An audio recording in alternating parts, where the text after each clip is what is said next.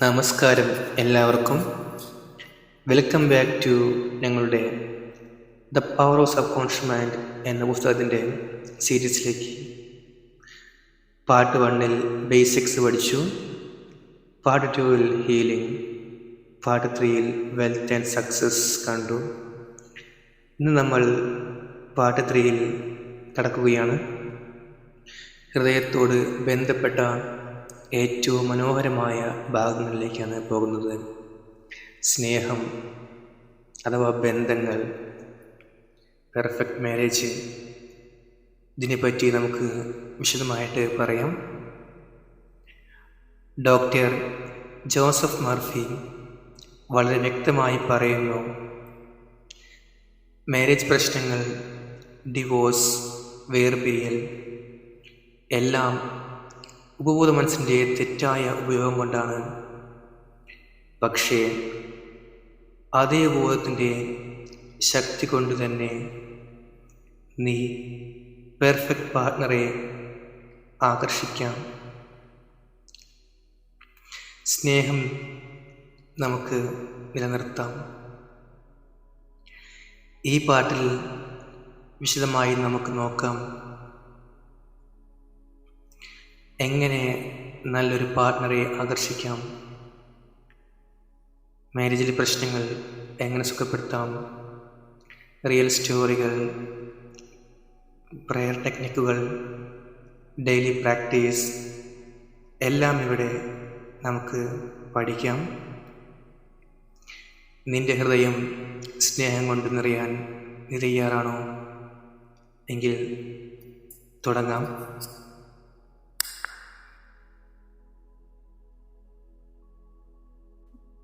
അതിനു മുൻപ് നമുക്കൊരു വാട്സപ്പ് കമ്മ്യൂണിറ്റി ഉണ്ട്. അവിടെ പോസിറ്റീവ് അഫർമേഷൻസ്, പോസിറ്റീവ് കാര്യങ്ങൾ, ഒരുപാട് ടാസ്കുകൾ എല്ലാം ഉണ്ട്. നിങ്ങൾക്ക് ജോയിൻ ചെയ്യാം. ഫ്രീ ആയിട്ട് മെഡിറ്റേഷൻ ഉണ്ടാകും, ഫ്രീ ആയിട്ട് ക്ലാസ്സുകൾ ഉണ്ടാകും. അപ്പോൾ എല്ലാവർക്കും എത്രയും വേഗം ജോയിൻ ചെയ്യാം. താഴെ ലിങ്ക് ഇടുന്നതായിരിക്കും. ഓക്കെ. മർഫി പറയുന്നു, ഒരു യഥാർത്ഥ മാരേജ് സ്പിരിച്വലാണ്. ഹൃദയത്തിൻ്റെ സ്നേഹം, സത്യസന്ധത, കരുണ, ഇൻ്റഗ്രിറ്റി എന്നിവയുടെ യൂണിയൻ. ഇത് വെറും സെക്യൂരിറ്റി അല്ലെങ്കിൽ റൊമാൻസിന് വേണ്ടിയല്ല, പരസ്പരം സ്നേഹം പങ്കുവയ്ക്കാനും ജീവിതത്തിൻ്റെ സന്തോഷം, ദുഃഖം ഷെയർ ചെയ്യലുമാണ്. പ്രശ്നങ്ങൾ എന്തുകൊണ്ടുവരുന്നു? ഉപബോധത്തിലെ തെറ്റായ വിശ്വാസങ്ങളാണ് അതിന് കാരണം. മാരേജ് കഷ്ടപ്പാടാണ്, ആളുകളെല്ലാം തെറ്റാണ്, ഞാൻ ഒറ്റയ്ക്കാണ് എന്നിവ.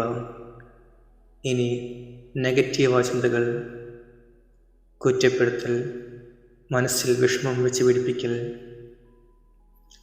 ഡിവോഴ്സ് തുടങ്ങുന്നത് മനസ്സിലാണ്. ഉപബോധം അത് യാഥാർത്ഥ്യമാക്കും. പക്ഷേ നല്ല വാർത്ത, ഉപബോധത്തിൻ്റെ ശക്തി കൊണ്ട് എല്ലാ മേൽ പ്രശ്നങ്ങളും സുഖപ്പെടുത്താം.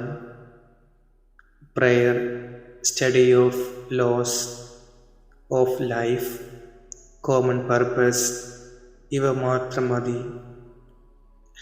മർഫി പറയുന്നു, നിന്റെ ഉപബോധം നിനക്ക് ഐഡിയൽ കമ്പാനിയൻ തരാൻ കഴിയും. ഹോണസ്റ്റ്, ലിവിങ്, സ്പിരിച്വൽ മൈൻഡ് എന്നിങ്ങനെ. നീ ആദ്യം മനസ്സിൽ ഐഡിയൽ പാർട്ട്ണറെ ക്ലിയർ ആക്കും. നമുക്ക് സ്റ്റെപ്പ് ബൈ സ്റ്റെപ്പായിട്ട് ആ പ്രോസസ്സ് നോക്കാം. ക്വാളിറ്റികൾ ലിസ്റ്റ് ചെയ്യുക. നിനക്ക് വേണ്ട പാർട്ട്ണറിൻ്റെ ഗുണങ്ങൾ എഴുതുക. ഉദാഹരണം, സത്യസന്ധനാണ്, ലിവിങ് ആണ്, പീസ്ഫുള്ളാണ്, പ്രോസ്പറസ് ആണ്, സ്പിരിച്വലാണ്.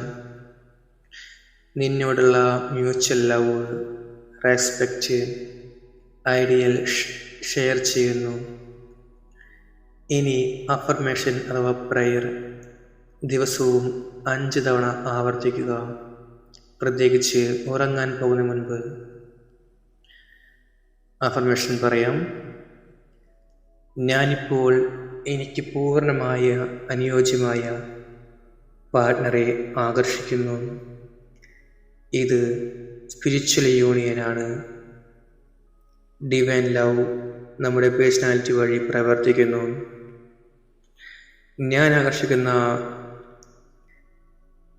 എൻ്റെ പാർട്ട്ണർ ശക്തനാണ്, ലിവിങ് ആണ്, സക്സസ്ഫുള്ളാണ്, ഹോണസ്റ്റാണ്, ലോയലാണ്, ഫെയ്ത്ത്ഫുള്ളാണ്. നമുക്ക് പരസ്പരം സ്നേഹവും സന്തോഷവുമുണ്ട്. ഞങ്ങൾ അനിവാര്യമായി ആകർഷിക്കപ്പെടുന്നു. ഞാൻ സ്നേഹിക്കപ്പെടുന്നു.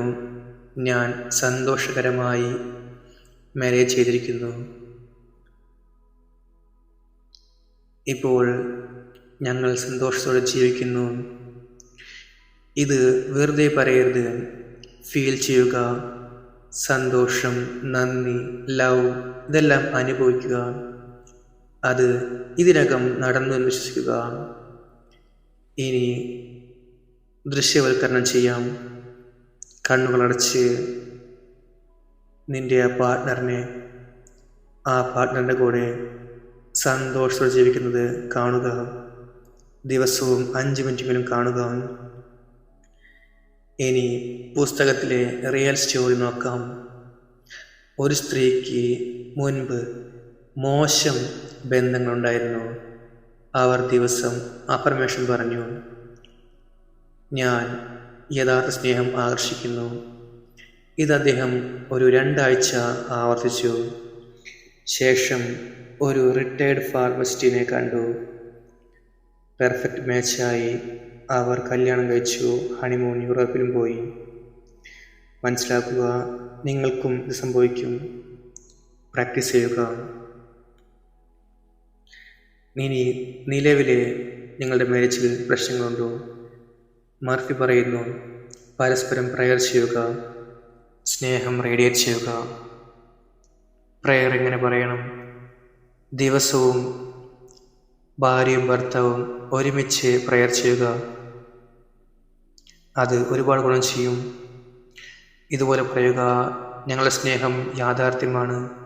ഞങ്ങൾ സ്നേഹത്തെ ആകർഷിക്കുന്ന കാന്തമാണ് എന്ന് പറയുക.